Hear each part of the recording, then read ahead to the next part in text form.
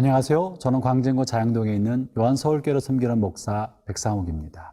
오늘도 변함없이 하나님의 말씀과 함께 하루를 살아가는 여러분 모두에게 크신 하나님의 놀라운 은총이 함께 하시기를 바랍니다. 우리가 그리스도의 몸된 교회 공동체 성도들입니다. 그리스도의 몸은 예수님께서 주인 되신 공동체인 것이죠. 그런데 주님이 머리가 되시고 그리스도의 몸으로서 이루어진 공동체 속에도 종종 갈등이 일어날 때가 있습니다. 그 갈등 중에 특별히 담임 목사님과 당임원들 사이의 갈등은 교회 공동체를 휘청거리게 만듭니다. 여러 가지 원인이 있을 수 있지만 담임 목사에 대한 불신 혹은 정책에 대한 갈등, 이런 것들은 교회 공동체가 하나 되게 되어나가고 하나님 나라의 일을 이루는 데 있어서 큰 걸림돌이 되고 공동체 전체에 아픔이 될 때가 있죠. 오늘 본문에서 바울은 사도권에 대해서 도전을 받고 불신과 의혹을 받음으로 이 문제를 해결하고자 설명을 하고 있는 것입니다. 바울은 이 문제를 어떻게 풀어가고 있는지 오늘 본문 고린도후서 12장 11절부터 21절 말씀을 통해 함께 살펴보도록 하겠습니다.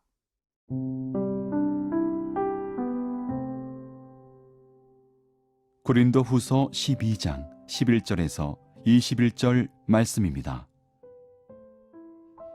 내가 어리석은 자가 되었으나 너희가 억지로 시킨 것이니 나는 너희에게 칭찬을 받아야 마땅하도다. 내가 아무것도 아니나 지극히 크다는 사도들보다 조금도 부족하지 아니하니라. 사도의 표가 된 것은 내가 너희 가운데에서 모든 참음과 표적과 기사와 능력을 행한 것이라. 내 자신이 너희에게 폐를 끼치지 아니한 일밖에 다른 교회보다 부족하게 한 것이 무엇이 있느냐? 너희는 나의 이 공평하지 못한 것을 용서하라. 보라, 내가 이제 세 번째 너희에게 가기를 준비하였으나 너희에게 폐를 끼치지 아니하리라. 내가 구하는 것은 너희의 재물이 아니요 오직 너희니라. 어린아이가 부모를 위하여 재물을 저축하는 것이 아니요 부모가 어린아이를 위하여 하느니라. 내가 너희 영혼을 위하여 크게 기뻐함으로 재물을 사용하고 또 내 자신까지도 내어주리니 너희를 더욱 사랑할수록 나는 사랑을 덜 받겠느냐. 하여간 어떤 이의 말이 내가 너희에게 짐을 지우지는 아니하였을지라도 교활한 자가 되어 너희를 속임수로 취하였다 하니 내가 너희에게 보낸 자 중에 누구로 너희의 이득을 취하더냐. 내가 디도를 권하고 함께 한 형제를 보내었으니 디도가 너희의 이득을 취하더냐. 우리가 동일한 성령으로 행하지 아니하더냐. 동일한 보조로 하지 아니하더냐. 너희는 이때까지 우리가 자기 변명을 하는 줄로 생각하는구나. 우리는 그리스도 안에서 하나님 앞에 말하노라. 사랑하는 자들아, 이 모든 것은 너희의 덕을 세우기 위함이니라. 내가 갈 때에 너희를 내가 원하는 것과 같이 보지 못하고 또 내가 너희에게 너희가 원하지 않는 것과 같이 보일까 두려워하며 또 다툼과 시기와 분냄과 당짓는 것과 비방과 수군거림과 거만함과 혼란이 있을까 두려워하고 또 내가 다시 갈 때에 내 하나님이 나를 너희 앞에서 낮추실까 두려워하고 또 내가 전에 죄를 지은 여러 사람의 그 행한 바 더러움과 음란함과 호색함을 회개하지 아니함 때문에 슬퍼할까 두려워하노라. 고린도후서에서 바울은 편지의 많은 내용을 자기 자신에 대한 변명으로 편지를 사용하고 있습니다. 바울은 이 부분에 있어서 고린도 교인들로부터 바울의 사도권에 관해서 의문을 제기받고 의혹을 제기받았기 때문에 이 불신을 해소해야 바울이 전한 복음이 더 선명하고 꺼리낌 없이 전달된다는 것을 알았기 때문에 많은 분량을 자신의 사도권을 방어하고 변호하는 데 사용하고 있는 것이죠. 그럼 바울은 어떻게 자신의 사도권을 주장하고 있습니까? 당시의 사람들은 사도권의 근거를 예수님과 함께 살았고 예수님으로부터 직접 배우고 예수님으로부터 직접 파송받은 것이 사도의 근거라고 생각했습니다. 그래서 당시 사람들은 예수님 곁에 있었던 12명의 제자들만 유일한 사도라고 생각했던 것이죠. 반면에 바울은 예수님과 함께 있지 않았습니다. 예수님으로부터 직접 배우지도 않았습니다. 그래서 바울은 사도임에 대하여 계속 의문을 제기받고 불신을 받게 되었고 그의 사도권을 인정해주지 않았던 사람이 많았던 것입니다. 그런데 이 부분에서 바울은 자신을 어떻게 변명합니까? 본문 12절이 그러한 내용입니다. 11절과 12절을 제가 읽어보겠습니다. 내가 어리석은 자가 되었으나 너희가 억지로 시킨 것이니 나는 너희에게 칭찬을 받아야 마땅하도다. 내가 아무것도 아니나 지극히 크다는 사도들보다 조금도 부족하지 아니하니라. 사도의 표가 된 것은 내가 너희 가운데서 모든 참음과 표적과 기사와 능력을 행한 것이라. 바울은 자기 자신이 사도된 것이 예수님과 함께 공생기간에 같이 있었던 것으로 여기지 않고, 그리고 자기가 고린도 교인들과 함께 보내면서 너희 가운데서 모든 참음으로 본을 보여준 것이 자신의 사도됨의 증거라고 말을 합니다. 바울이 고린도 교회에서 보여줬던 많은 시간을 통해서 복음적 삶을 살아왔고 성도들을 용납하고 참아주며 복음의 말씀에 기초한 삶을 살아간 그 삶의 자취가 자신의 사도된 증거라는 것이죠. 사랑하는 형제자매 여러분, 이렇게 주님이 세운 기준이지만 그 기준은 시대에 따라, 환경에 따라, 여건에 따라 달라질 수가 있는 것입니다. 초기에는 주님과 함께 머무르고 주님으로부터 직접 파송받은 사람이 사도였지만 주님께서 또 특별한 목적과 뜻을 따라 바울에게 부활하신 몸으로 나타나셔서 바울에게 사도의 자격을 부여해주며 환상과 계시로 바울을 양육하셔서 바울을 이방인의 사도로 보내지 않으셨습니까? 다른 사람은 몰라도 바울은 이것을 알고 있었던 것입니다. 그러므로 우리가 교회 공동체 생활을 할 때 타인에 관한 판단을 유보하고 하나님께서 내가 가지고 있는 기준과 다른 기준을 가질 수 있다는 것에 대해서 열린 마음을 가져야 합니다. 우리가 이전에 배운 것이 틀린 것이 아니지만 언제든 주님께서는 새로운 역사를 일으킬 수 있다는 사실을 신뢰하고 믿어야 합니다. 내가 가지고 있는 가치관과 기준으로 다른 사람을 판단하면 한없는 갈등이 유발되는 거예요. 장로님은 이렇게 해야 됩니다. 집사님은 이렇게 해야 됩니다. 목사님은 이렇게 해야 됩니다.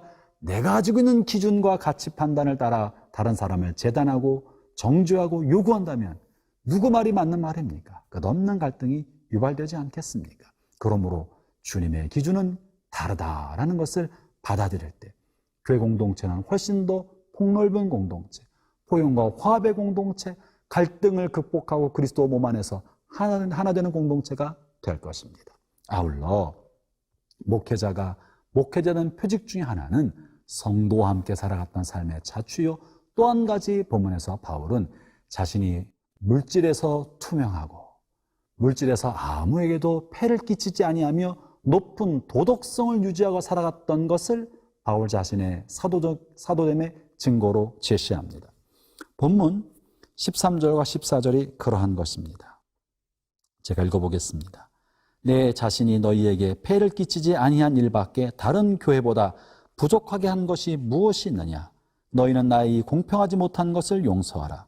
보라, 내가 이제 세 번째 너희에게 가기를 준비하였으나 너희에게 폐를 끼치지 아니하리라. 내가 구하는 것은 너희의 재물이 아니요 오직 너희니라. 어린아이가 부모를 위하여 재물을 저축하는 것이 아니요 부모가 어린아이를 위하여 하느니라.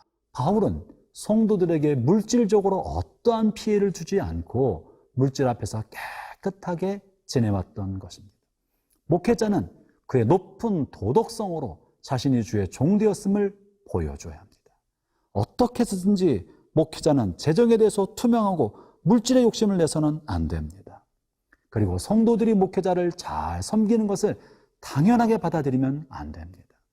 성도들이 목회자를 섬기는 것을 당연시 여길 때 그는 교만해지고 그리고 유혹을 받기 쉽고 그리고 성도들에게 민폐를 주면서도 본인이 이것을 알아차리지 못할 가능성이 많이 있는 것입니다. 바울은 모든 섬김을 받을 수 있는 권리를 가지고 있었지만 성도들에게 폐를 주지 아니하고자 그들에게 어떠한 물질적 요구도 하지 않았던 것입니다.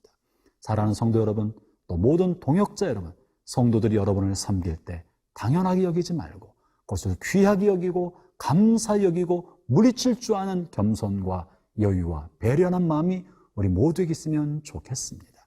그러면 교회 공동체는 더 따뜻해지고 더 신뢰와 존경이 깊어지는 그리스도의 몸으로 더 성장할 수 있으리라고 믿습니다.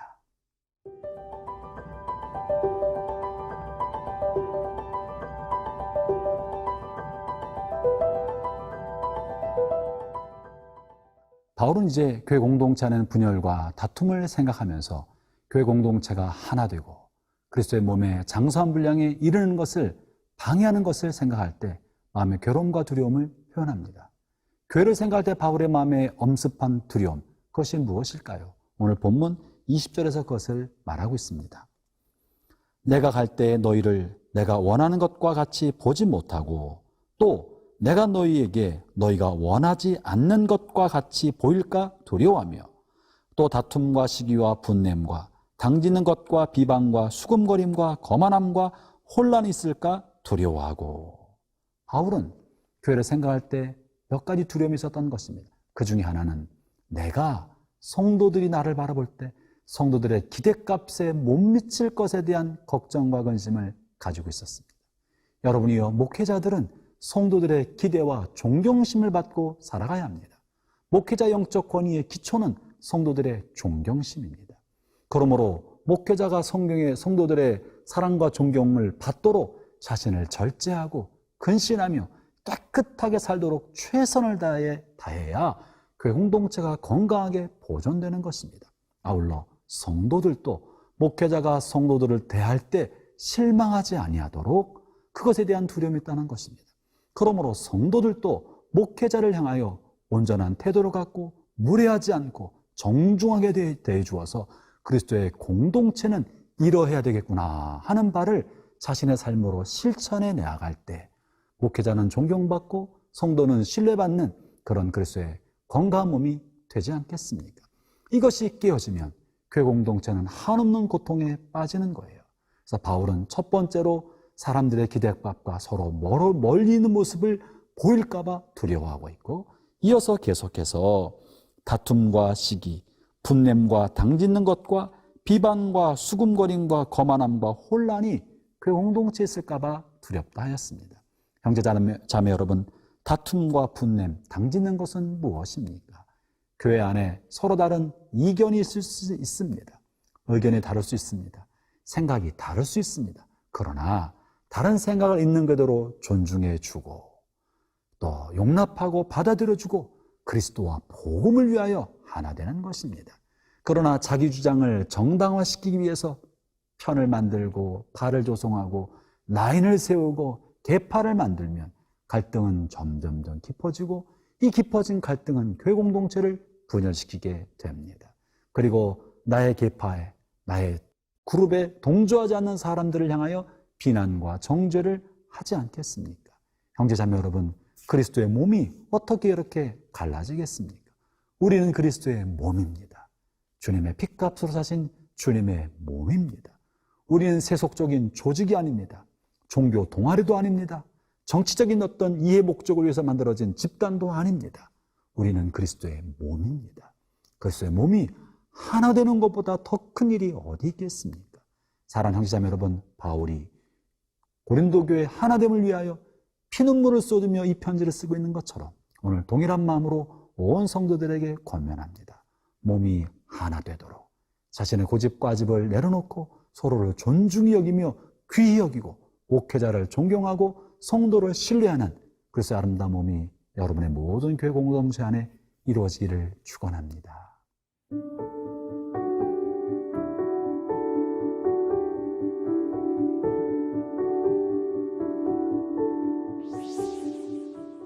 하나님 아버지, 바울이 피눈물을 쏟으며 고린도 교회를 향하여 애타는 마음으로 고백하고 설득하고 이야기하였습니다.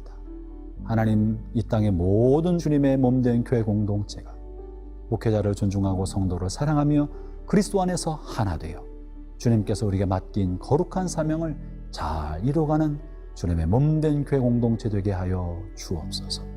교회를 이간질하고 분열하고 다투게 만드는 모든 악한 세력을 소멸시키시고 오직 교회 공동체 안에서 주님만 드러나게 하여 주옵소서. 예수님 이름으로 기도합니다. 아멘.